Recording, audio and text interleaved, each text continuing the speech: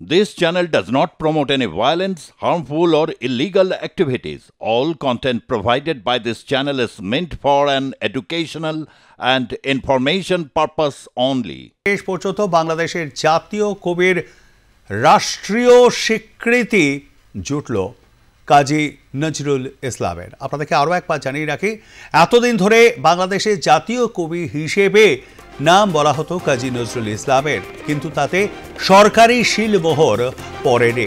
গত ডিসেম্বর মাসে উপদেষ্টা মণ্ডলীর যে বৈঠক হয়, সেই বৈঠকে এই প্রস্তাব যখন পেশ করা হয় তাতে শিলমোহর দেওয়া হয় এবং তারই সেই সরকার যে স্বীকৃতি দিচ্ছে কাজী নজরুল ইসলামকে বাংলাদেশের জাতীয় কবি, তা এবার বিজ্ঞপ্তি আকারে প্রকাশ করা হলো। একটা নোটিফিকেশন জারি করে জানিয়ে দেওয়া হলো জাতীয় কবির স্বীকৃতি। বাংলাদেশে কাজী নজরুল ইসলামকে জাতীয় কবির স্বীকৃতি দিল বাংলাদেশের মোহাম্মদ ইউনূসের নেতৃত্বাধীন অন্তর্বর্তী সরকার। আমাদের সঙ্গে রয়েছেন আমাদের editor in chief Sujit Chattopadhyay. Sujita, যে স্বীকৃতি মিলল, এই স্বীকৃতি তো অনেক আগেই বিভিন্ন সময় বিভিন্ন সরকার ক্ষমতায় এসছে, বিভিন্ন দলের সরকার, তারা তো দিতেই পারতেন। এটা কি অনেক দেরি করে মিলল, নাকি এর পেছনেও রয়েছে কোনো অর্থ?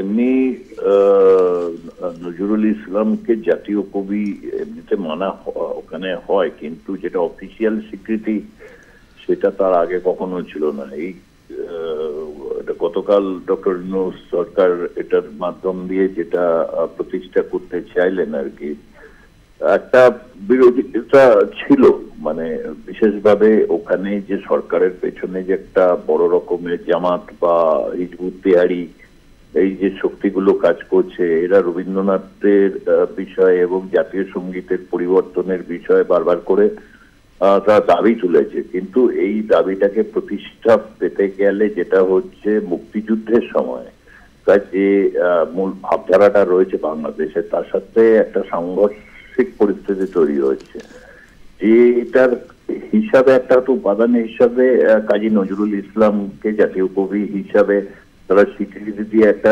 রাজনৈতিক চাল তারা দিতে চাইছেন।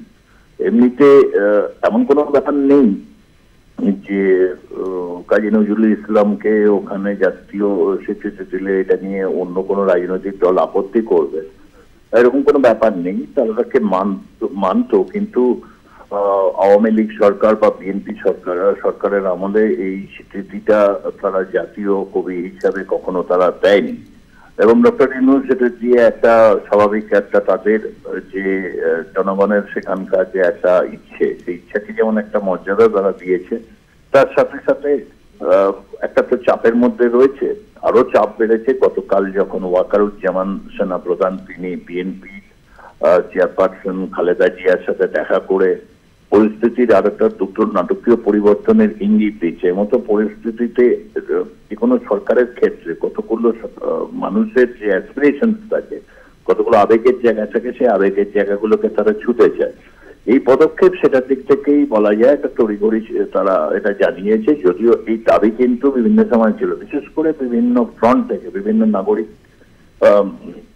যে মঞ্চগুলো রয়েছে সেখান থেকে কিন্তু নজরুল ইসলামকে জাতীয় কবি হিসাবে যে স্বীকৃতি যে জানানোটা, সেটা দীর্ঘদিন ধরে চলছে, আওয়ামী লীগ সরকারের সময় চলছিল। কিন্তু এই বিষয়টা বাংলাদেশের শাসক শ্রেণী তারা খুব একটা বিশেষ এতদিন গুরুত্ব দেয়নি। ডক্টর ইউনূস এই বিষয়টাকে গুরুত্ব দিয়ে বলা যায় এক কথা একটা যে কাজী নজরুল ইসলামের যে প্রাপ্য মর্যাদা সেটাকে তারা দিয়েছেন, এটুকুই বলা যায়।